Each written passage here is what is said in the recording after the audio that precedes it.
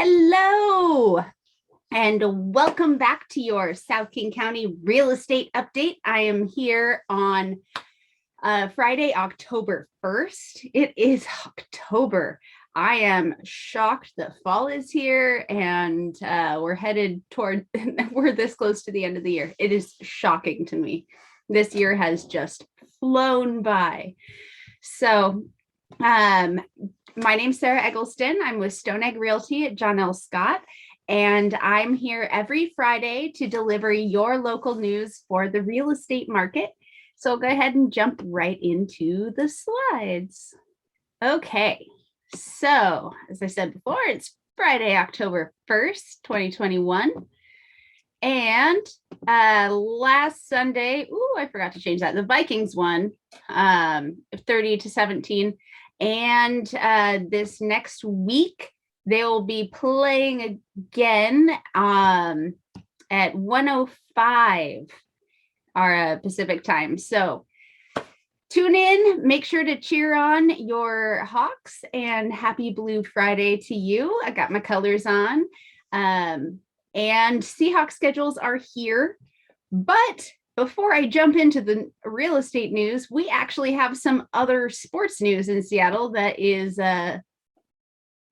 highly notable. The Mariners, it looks like they are headed towards the playoffs. So this is the first time in quite a while that the Mariners have been in the playoff or had a chance at, the title. So this is exciting news. I actually I haven't really followed baseball much since like junior high when I stopped playing. I really enjoyed watching back then, but I haven't really gotten back into watching. But the playoffs, this is exciting. I may tune in and rekindle my love of baseball, because I really did used to enjoy watching it and just haven't. So make sure that you cheer on the Mariners. They put out a pretty hilarious post on, I saw this on Twitter, but they're calling for a statewide pause on all non-baseball activities. So make sure that you tune in. Otherwise, the Mariners might be a little upset that you didn't put all non-baseball activities on hold. So what happened this week? Well, this week, this past weekend, I took a client out, showed them a variety of homes.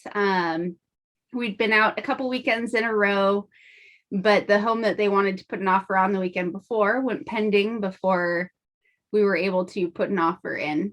And so we went out again this past weekend and found a home that they really liked, put an offer in on it, and I thought it was a really great offer. The listing agent complimented me on the offer that we turned in, but we didn't get it. There were 13 other offers on this home. It was out in Maple Valley, and $600,000 to $700,000 price point, and there were 14 offers. I'm like, this is crazy, because our market is definitely shifting, but it's super area specific. So if you are looking at a home, make sure that you zone in on what's happening in that specific area, or talk to your real estate agent, of course.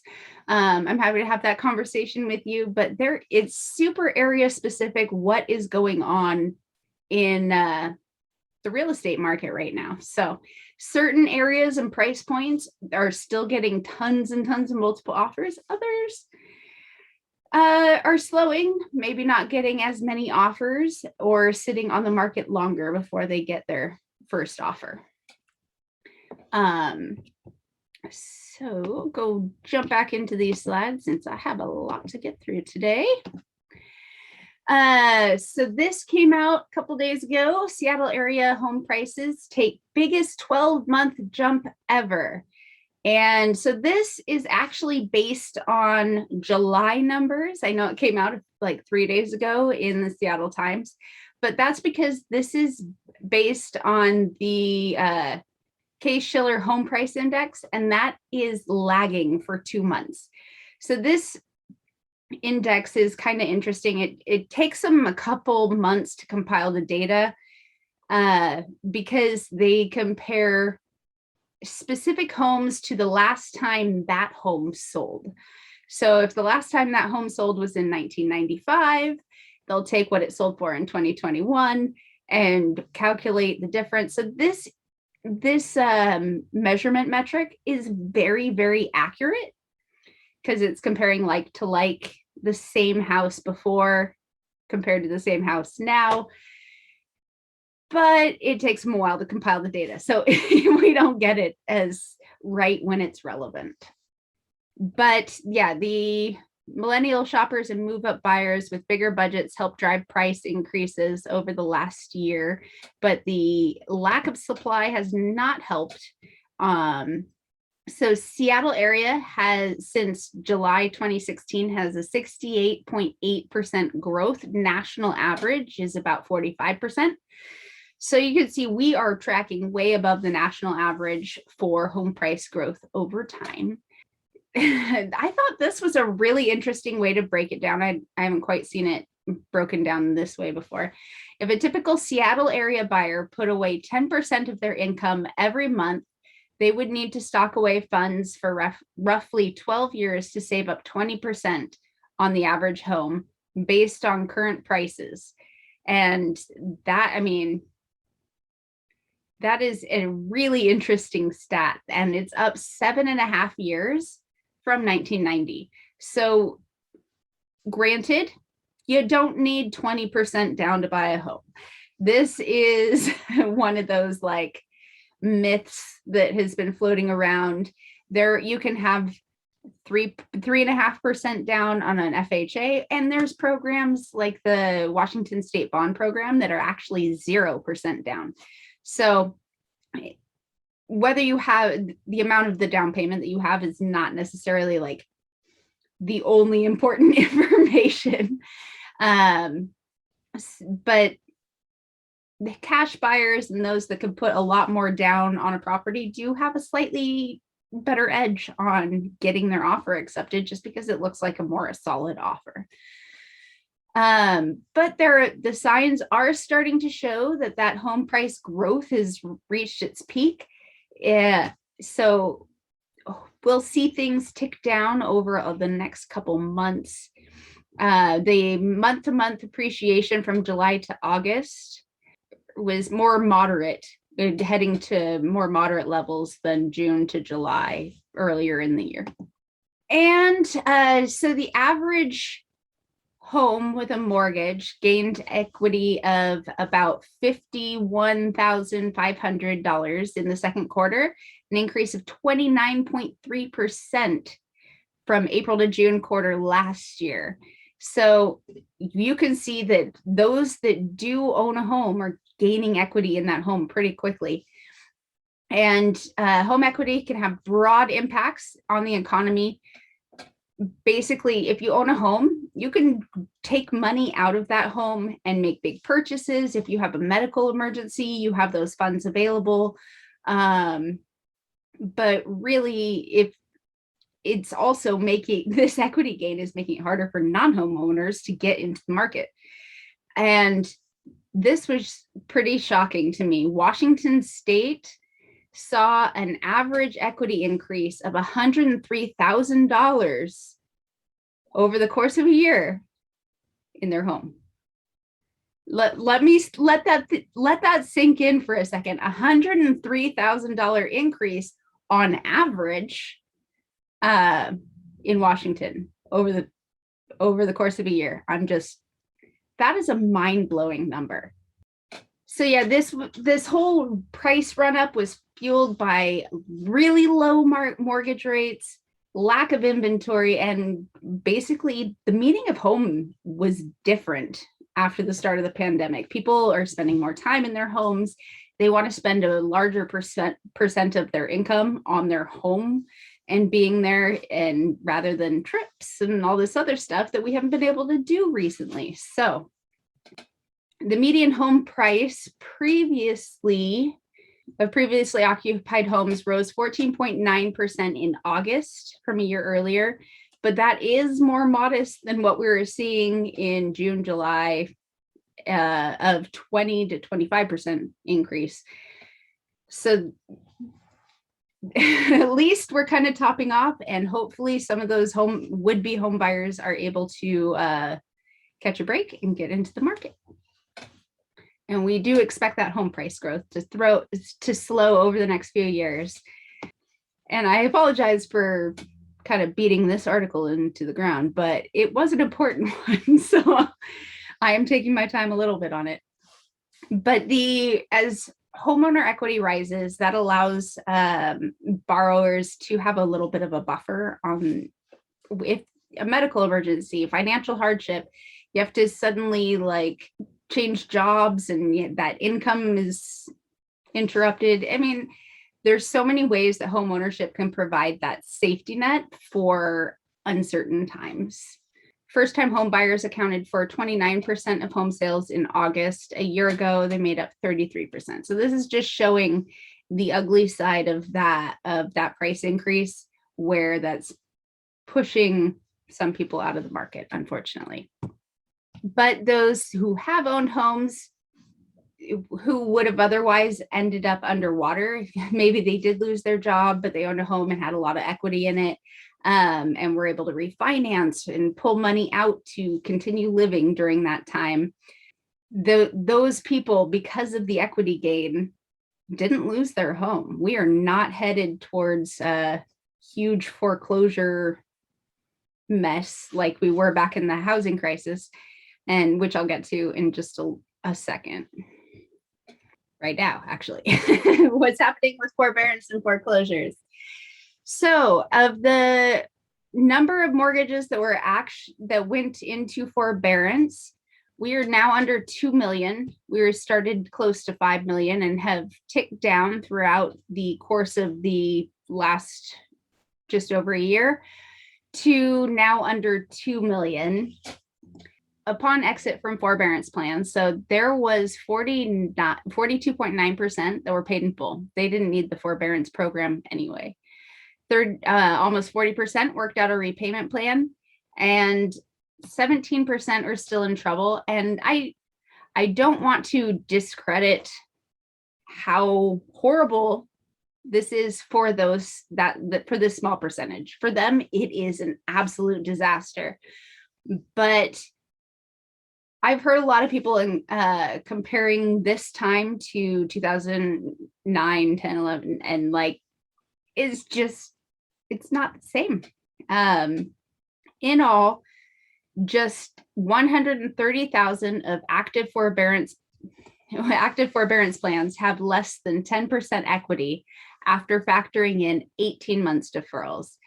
And we are so far behind on foreclosures from what we would normally see because there's been a moratorium on it. So the first 431,960 additional foreclosures would just make up for the last 2 years. So we are really short on the number of foreclosures we would normally see. Bringing us to our market stat minute for our local data. New listings, we had 717, which is down pretty significantly from last week. Pendings were at 1,106 and sold was at 1,082. So our solds did pop up and our pendings stayed about the same, but our new listings did track down this past week. And our showings have tracked down just a little bit, but are staying pretty consistent throughout North America. And if we rewind to last week, the average mortgage rate for the weekly average was 2.88%. And this week we have jumped up to 3.01 for our weekly average. This is really signaling the recovery of the economy. There's the U.S. Treasury is basically the U.S. Treasury bond this week reached its highest level since June. for the yield, and the 10-year treasury bond really affects mortgage rates. So the Fed does not control mortgage rates. They control the 10-year treasury bond, which in turn affects the mortgage rates. So we are seeing this trend upwards, and 3.1 is our daily mortgage rate. So it's gone up even a little more.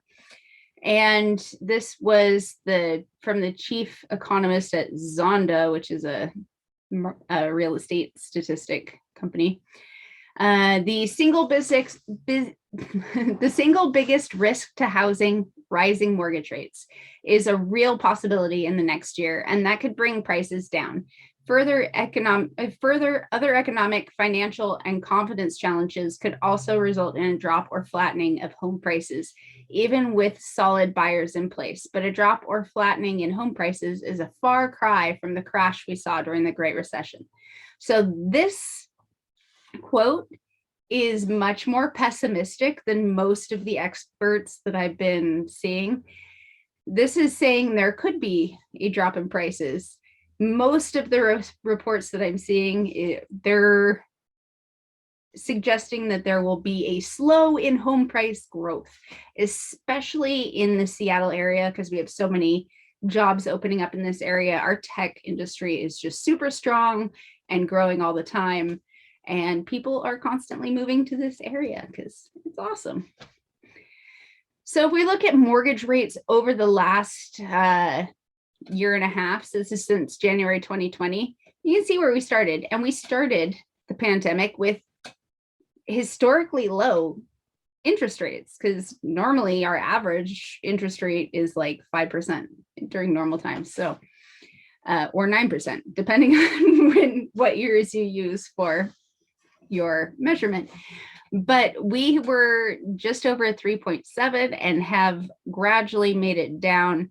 2021, things started to pop back up a little, but stayed really low historically. And this chart was from about a week and a half ago, so it's 2.86, but we're still right around this general area and still far away from the 3.7 that we started out with, so which was low. And if interest rate or the projections from Freddie Mac, Fannie Mae, Master Builders Association, NAR, these are the average for what they think mortgage rates will be in the next year, or in Q4, Q1, Q2, Q3. So they think it'll raise to 3.2 by the end of the year, 3.35 next year, and then by Q3 of 2022, the average guess is 3.6%. So if you take it from 2.75, a payment of $1,633 gets you a $400,000 home. If the interest rates go up to 4%, a $1,623 monthly payment would get you to $340. So that's a decrease in $60,000 of your purchase price. And I'm with the majority of experts that think home prices will continue to go up, just at a slower rate. So keep that in mind if you're thinking about waiting until next year to purchase your home and all that. So just a reminder, I do have a ton more of these Seahawk schedules. So if you haven't gotten yours, let me know and I will send it your way. I did send some out this past week. So keep an eye on your mail if you haven't gotten it yet, or if you don't think I have your mailing address, just shoot it to me and I'll shoot one over to you. Send it over within the next couple days. All right. If you have any questions, please feel free to reach out. I would love to have a conversation with you about the real estate market and what's happening in your specific area, or if there's an area you're interested in, we can chat about that too. But I will be here next week at 3 p.m. on Friday with your South King County real estate update. So have a fantastic week. Cheer on your Seahawks and your Mariners, and go Seattle. We'll be back here next week at 3 p.m. See you then.